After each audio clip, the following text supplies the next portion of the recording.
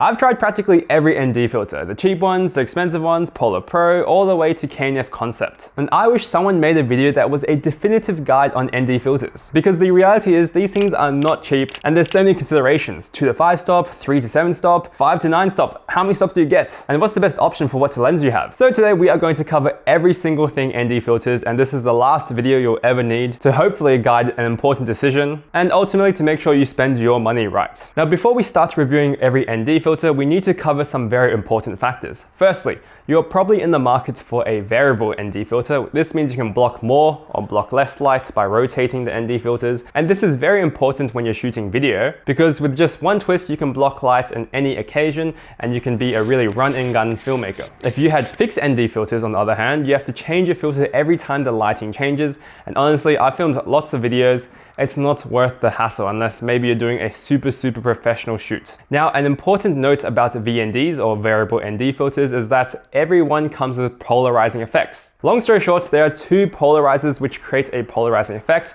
If you don't know what that is, basically you can cut glare off reflections, which can be quite useful if you're shooting cars, for example. But more importantly, this will cause a vignette which is not very pleasing on your videos. Now, with this being said, we want to avoid vignettes like the plague because we don't want the corners of our video to be dark, which can potentially ruin your footage. And hypothetically, we want ND filters where we can actually control the polarization. Let's take this filter, for example. You can twist it and make it darker or brighter. However, you can't twist the whole ND filter, and that's how you basically control the polarization. What you can do, however, is basically turn the whole ND filter and kind of almost unscrew it a little bit.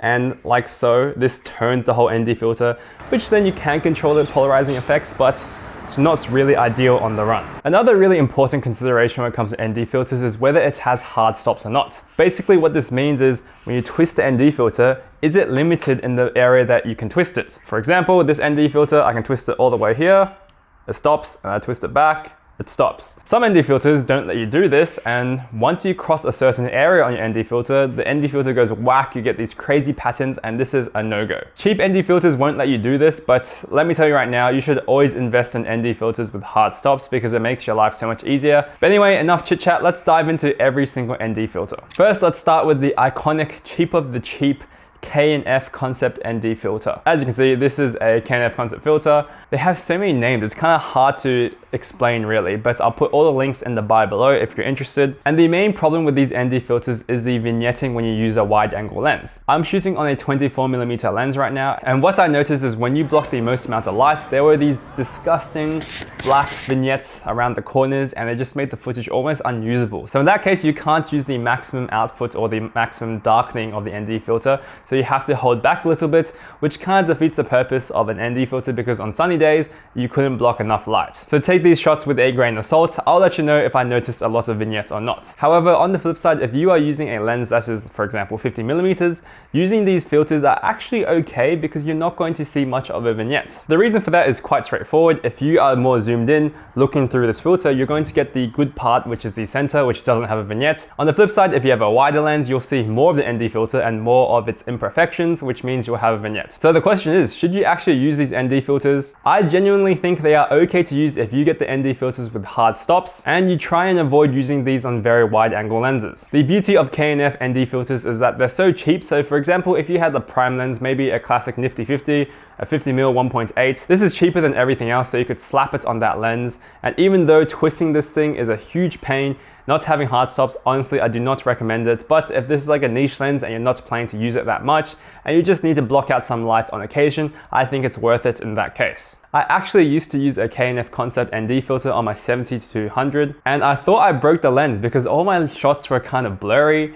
And once I sent it into repair, they said nothing was wrong with it because it's actually my ND filter which was messing it up. So there's definitely some quality concerns, which also comes with the really cheap price. But I do think there are some more mid-tier options which are probably a better use of your money. Okay, so we finally got the cheap K&F Concept filter out the way. The next cheapest is the Haida 3 to 7 stop ND filter. And I think 3 to 7 stops is the perfect amount of ND filter for an f2.8 lens. So if you have a 24 to 70, if you have a 16 to 35 or a 70 to 200, 3 to 7 stops is a one size fits all for these lenses. 7 stops is dark enough on a bright day at f2.8, and 3 stops may be a bit too dark when the sun gets down, but you can just take the lens off or just increase the ISO. So many cameras have dual native ISOs, so that shouldn't be a problem at all. So my Haida ND filter lives on my 70-200, which is an amazing fit in my opinion. This filter literally lives on this lens because it's so thin, which is really easy to use, doesn't really add to the footprint of the lens. And one of the best things about this filter is that you can twist it, which controls the polarization. So in photo shoots, if you're shooting cars, you can actually control it and get the right amount of polarization. Because the whole thing twists, if you actually want to change how dark the ND filter is, you have to like turn it a bit more than you would expect because everything's spinning around. Little bit inconvenient, but honestly, it is no big deal to me. And overall, for the price, I think this is a really good ND filter. You could buy the 82mm size and then use step-up rings to try and put it on all your other lenses, which is definitely an option. But that also comes with lots of screwing and unscrewing, which is a slight disadvantage. Because this isn't that expensive, I think the biggest one's about $100 US. The smaller ND filters are also a bit cheaper. You could buy separate ones for all your other lenses. But overall, I do think this is a very good option given the price. Up next, we have the Urth 1-8.6 stop ND filter, and overall it does have hard stops, which is good to use. However, once you go to the maximum ND filter, you see these ridiculous polarizing effects, which is not very ideal. So it's probably around like 1 to 8 stops. It's not super expensive, comparable to the Haida filter, but due to the really weird polarization, I would probably prefer to stick to the Haida one if I had a choice between the two. In addition, it's just a normal twisty ND filter and you can't change the polarization. So I do think there's better options above and below that you could buy that's not this ND filter. So on that note, let's move to the Freewell 3-7 stop ND filter. And this is a really good ND filter. 3 to 7 stops, like I mentioned, perfect for your f2.8 lenses. This can also come with a mist filter that you can slap on top, which does keep your lens fairly small profile as well. You can also change the polarization of this ND filter using this screw. You basically just undo it and then you can like twist the whole filter that exists on the lens at the time. So it is great when you're shooting cars, for example. You can also buy more Freewell plates. As you can see here, I have the 67mm attachment for my 24mm f1.4. So you can basically get different plates, 72mm, 82mm, whatever you want for your different lenses. So that's a big bonus compared to the Haida filter that you can do kind of a quick swap. You have to unscrew the top screw and the bottom screw and then take it off and put it down.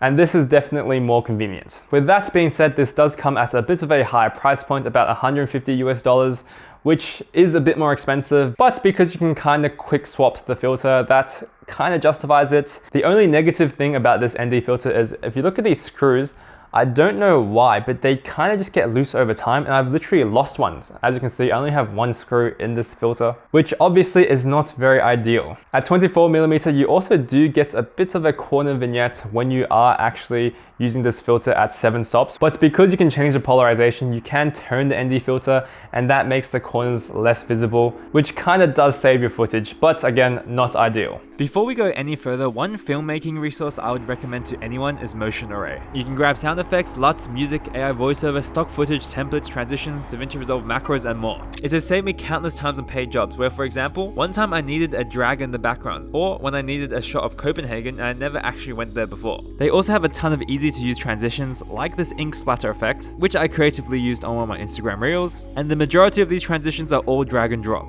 I've used the high quality stock footage in my YouTube videos, used sound effects and music on my reels, and it really is a one-stop shop for any resource you need when it comes to content creation. Thank you to Motion Array for sponsoring this video, and make sure you use my link below to get 2 months free on your subscription. Now you might be thinking, why do I need any other ND filters when these filters look great? The Haida ones work well, they're kind of cheap, the Freewell ones work well, and the reality is that these filters only work with f2.8 lenses. If you have a prime lens, f1.4, f1.8 for example, these filters do not block enough light and you need something like 9 stops to make sure you can get the right exposure on a sunny day. This brings us to the K2 Freewell system, which is kind of a big ND filter system, but it basically covers everything and every lens that you have. This does come at a price. It's about $500 US for the full kit. And in this kit, you'll have a 1 to 5 stop ND filter, a 6 to 9 stop ND filter. You'll also have different step-up rings to put on all your different lenses. And like the other Freewell filter, it's kind of quick swap. You have to unscrew these red little knobs here, and then you can just pop them on, tighten them again on your different lens. So it is better, and it's kind of like quick switching, which is good. There are also drop-in effect filters, and once you slide it in, you can add a mist effect or a different type of gold streak effect if you really want. And overall, it is an amazing piece of kit. It does exactly what it says it does. It covers every type of ND filter that you need, and it is truly a one-size-fits-all solution. There are two little caveats with this system, and the first one is, I think, the most obvious, is this thing is thick. So for example, comparing this to a different filter, it's almost like double the size. The fact that you can put a drop-in filter really makes this thing really chunky, and it's so big that I couldn't really put my lens in my bag anymore using this filter, which kind of annoyed me a lot. Secondly, due to the designs of ND filters with these two little knobs, I don't know what has happened. Maybe I am a bit rough with my gear. First of all, this knob at the edge has an angle to it, so it's been bent in my bag, which is a little bit of a design flaw. It could mean I don't take care of my gear enough, which is probably my fault. But secondly, don't really know how this happened.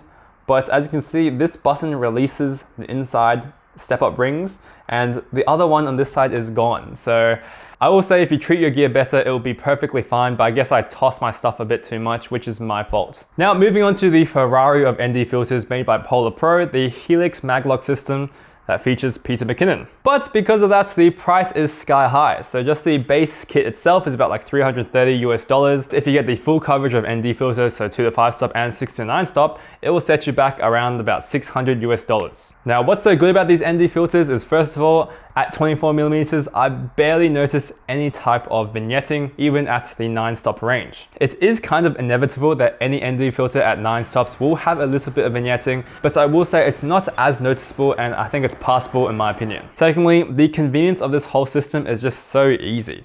Because it's Maglock, you can literally just take this off, have a base plate on all your lenses, and then you can just pop it back on whenever you want, and that's literally done, which is just ridiculous. I'm using the 2 to 5 stop ND filter on that lens right now, and it's a similar type of deal. You just twist, take off, find a new lens, pop it on, twist, and it's done. This is by far the fastest type of ND filter I've used, and I can truly say that one of these sets can cover all your different lenses. You can even put a front cover on your ND filter, which is very important. These are very expensive. You don't want them scratched. Again, all you do is you pop it on, flip, and everything is stuck on. It is not going everywhere, and the whole system in terms of convenience works seamlessly. A slight drawback is you're going to need different base plates for every type of lens you have, and these come at about $20 US each. So if you have like 5 lenses, you might need $100 worth of base plates, which is a little bit more expensive.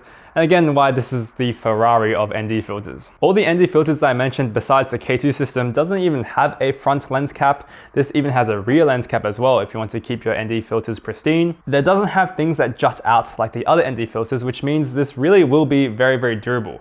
It's just one little slab. It doesn't increase the profile of the lens too much as well. It can still fit in my bag, which is really why this is the best of the best in terms of ND filters, in my opinion. Now, the only slight drawback is you don't have complete control of the polarization because of this Maglock system where you can switch very easily. And all that means is if you're shooting cars and you want to control your polarization, you have to unscrew the filter itself and turn the whole thing, which is not super ideal, but that is the only drawback for the Maglock system. Other than that, this thing is designed so well. There's different textures on each level of anything you can twist, which makes everything tactile. Take the lens cap off very easily.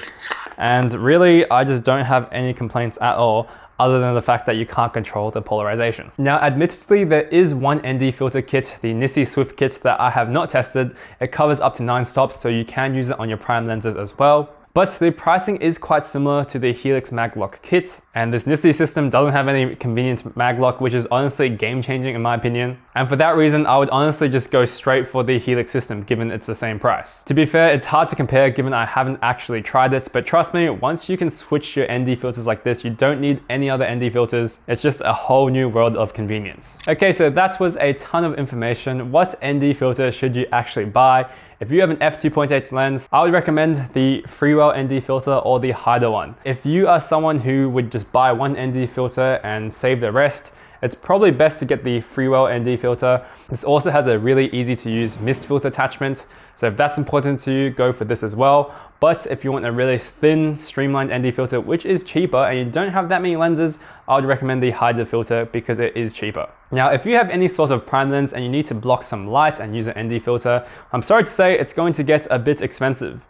You can honestly probably get away with the K&F filters, kind of, but long story short, all ND filters start to struggle when you block lots and lots of light out. If you are on a tight budget, you could stick with this V2 7-stop ND filter, which does work, but when it's really sunny, you might have to go to f2, f2.8, which kind of defeats the purpose of having a low aperture lens. Throughout the day, maybe it's cloudy, maybe it's getting a bit later in the day, you could probably get away with 7 stops then. And also having a 3 to 7 stop is better than no ND filter, obviously, on a prime lens. I don't think the K2 system is really that worth it in my opinion, because this thing is just so huge, it makes your smaller prime lenses look big. So I would honestly recommend the Helix Maglock system if you do have a bunch of prime lenses. And the fact that you have prime lenses probably means you have more than one lens. So you can really get away with these 2 variable ND filters for every part of your kit, because it truly is so easy to take ND filters on and just put them back on in an instant. If money did not matter, I would always get the Helix Maglock system because honestly, it's revolutionary. But if you are more strapped for cash, using the Haida filters combined with a few K&F filters here and there doesn't do a bad job at all if you are really on a tight budget, because that could honestly be half the price of the full Helix Maglock kit anyway. Now, through this whole review, I haven't really mentioned anything about color shifting, and all these ND filters do have a slight color shift in one way or another. But if you do use the same filter for all your lenses, this can be fixed in a split-second in Davinci Resolve, which is why it doesn't matter much to me. If you are on a bigger production and you have team members, you should all probably just buy the same ND filter across, so there's less post-production. So leave a comment if you have any questions. Thank you so much for watching, and I'll catch you in the next one.